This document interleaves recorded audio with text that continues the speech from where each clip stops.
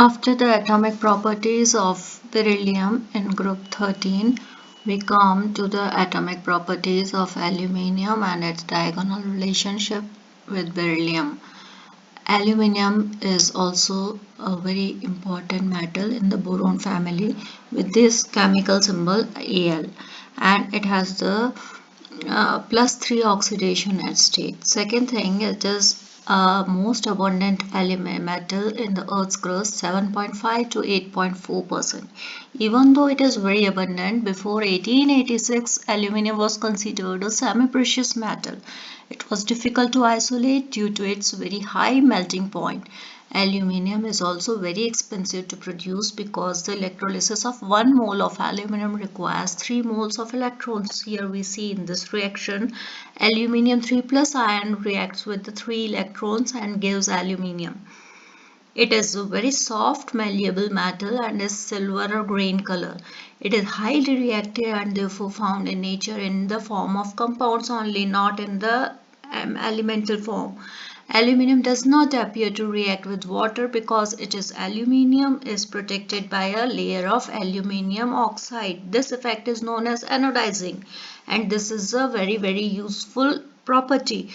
The thickness of the aluminium layer varies based on the galvanic reactions, but it prevents the matter from oxidizing further. Aluminium is used in many alloys to prevent corrosion. This property of not reacting with water is very much utilized to prevent corrosion of many of the other metals also. Aluminium oxide is commonly referred to as alumina. It has highly desirable metallic characteristics due to its strong ionic bonding. It is an excellent thermal insulator and forms corundum upon crystallization. Corundum exists in several forms including sapphires and rubies. The differences in the colors of these gems are due to the transition metal impurities in their corundum structure.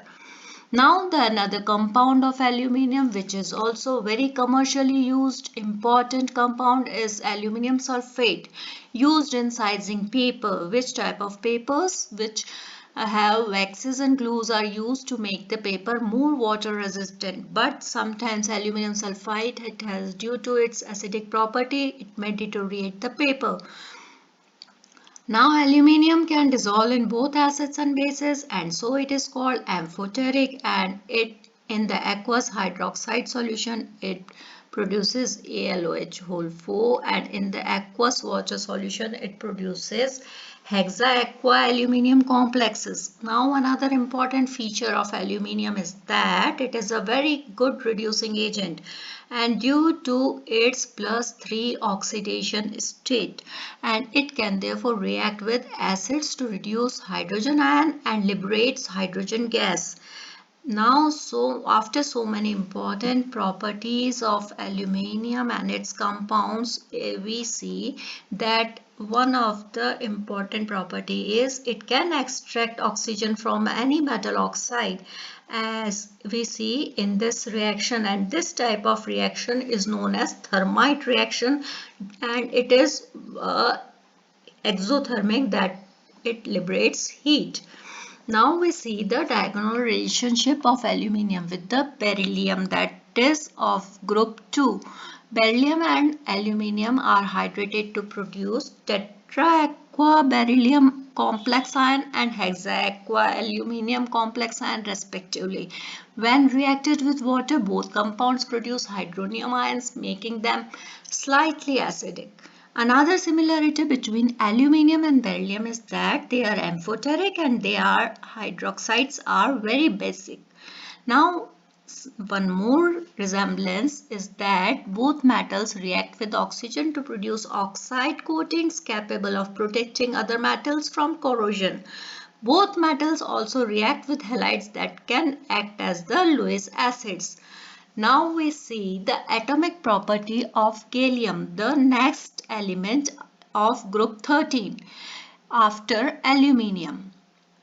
Here it has melting point only of 29.8 degrees centigrade, slightly above the room temperature.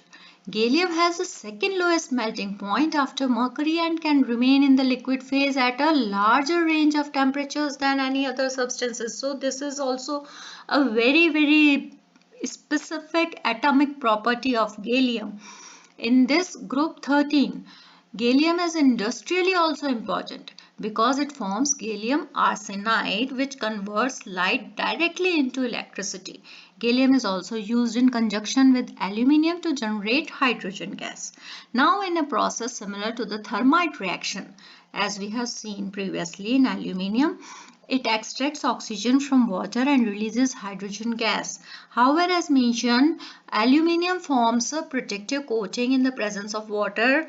Combining gallium and aluminium, both have the same property. They prevent the formation of this protective layer, allowing aluminium to reduce water to hydrogen. Now we see the next element, that is indium.